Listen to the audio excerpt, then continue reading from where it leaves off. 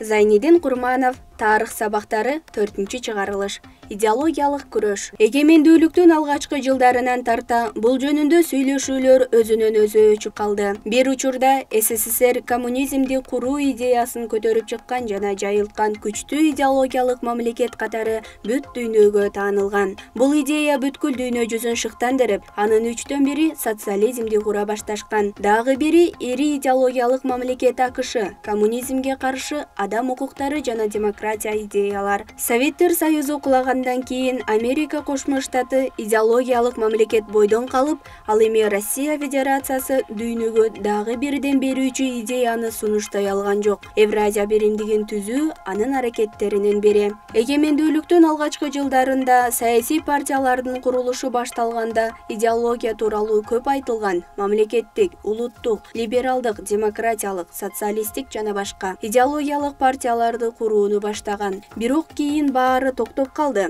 2010 оппозиция күчтөнүп, бийликке келгенден партиялар күчүн жоготту. Аты бар, заты жок. Аларды партия деп атоо кыйын. Жөн гана өз ээлеринин кызыкчылыгына кызмат кылган клубтар десе болот. Коррупцияга аралашып, укук коргоочуларды куугунтуктоо, маалымат каражаттарын кысып, сөз эркиндигине каршы чыгуу, оппозиционерлерди отургузуу, диктатордук башкарууга көмөк болуу менен алар өзлөрүнүн желектери астында демократия жана либерализм идеяларын таптакыр жаманатты кылышты. Азыр адамдар ушул адаттар менен балдарды коркутушат. Ал эми Кыргызстанда бир дагы демократиялык же либералдуу партия жок.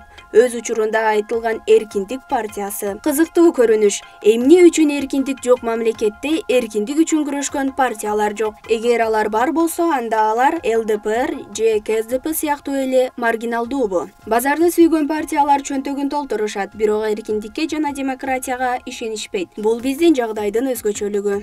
Өлкөнүн кайра жаралуусу партиянын идеологиясын жана идеологиялык баалуулуктарын жандандыруу зарылчылыгына муктаж. Моралдык адеп ахлакты жана этиканы жандандыруу. Олигархиянын диктатурасы орнотулганда мунун баары жок болду. Парламентте пенсияны көтөрүү, мугалимдер менен дарыгерлердин эмгек акысын көтөрүү, аларга турак жай куруу, бала бакчалар менен жетим балдар үйлөрүн куруп, пенсионерлер майыптарга шарт түзүү, бааларды төмөндөтүү, салыктар, социалдык реформалар боюнча талкуулар токтоп калды. Прокурорлор, соттор, коопсуздук кызматкерлеринин гана маселелери каралып, аларга шарт түзүлүп келүүдө. Жарык бир гана аларга тийип тургандай. Мүмкүн дагы бир революция болуп калса, жардамга келишет деген үмүт менен аларга боор тартып жатышса керек. Ал эми алар президенттерин ачык эле таштап кетип жаткандарын көрүп жатабыз. Анан 3 күндөн кийин чатак аяктаганда алар мурдагыдай эле эч нерсе болбогондой жумушка чыгышат. Таң каласың, аскердик милдет,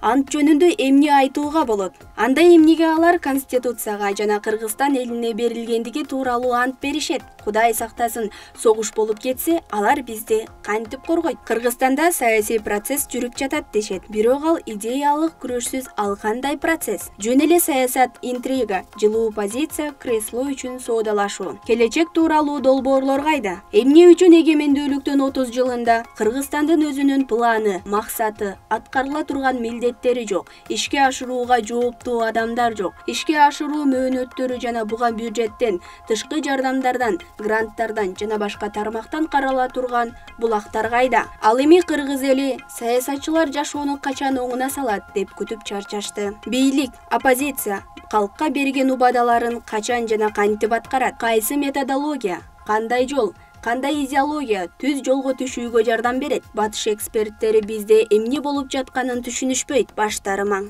Биз тарыхка ушунчалык кирип кеттик. Бизди орустар да, кече эле чүкө ойноп жүргөн казактар дагы бизди түшүнө албай калышты. Ошентип алар бизден алдыга алыс узап кетишти. Биз минустарыбызды кантип плюска айлантууну ойлонгондун ордуна кайра-кайра Конституцияны, башкаруу формасын, гербти жана желектин түсүн талкуулайбыз. Өзүбүз ойлоп тапкан билимибиз, процедураларды сактабагандыгыбыз кайра эле өзүбүздү кыжырдантты. Айтсам күлөсүз. Бүгүн Германиядан келген бир экспертке биздин өлкөдө болуп жаткан окуяны Франция революциясы менен салыштырып түшүндүрүп бердим. Максатка жетпей 3 жолу революция болду. Биринчисинде аны ири буржуазия, экинчиси оор буржуазия, үчүнчүсү майда буржуазия жана жумушчулар жасашкан. Бул Париж коммунасы сыяктуу дедим. Ал күлүп, эми баарын түшүндүм деди. Бизде 100 жылдан кийин күтүп турган заманбап партиялардын кризиси жөнүндө сүйлөшөбүз. Анткени бизде анда демократиялык партиялар жок, бизде болгондой эмес.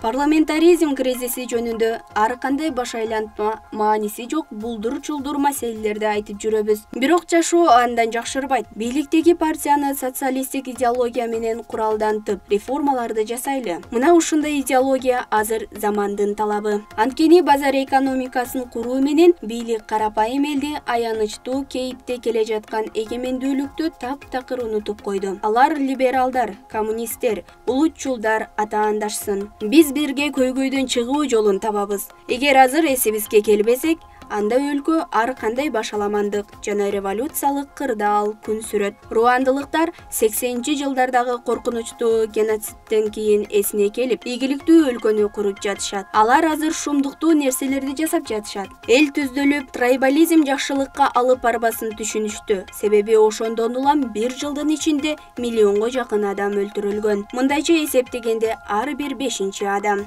Акылга келиш үчүн сөзсүз эле бизге ушундай сабактар керекпи?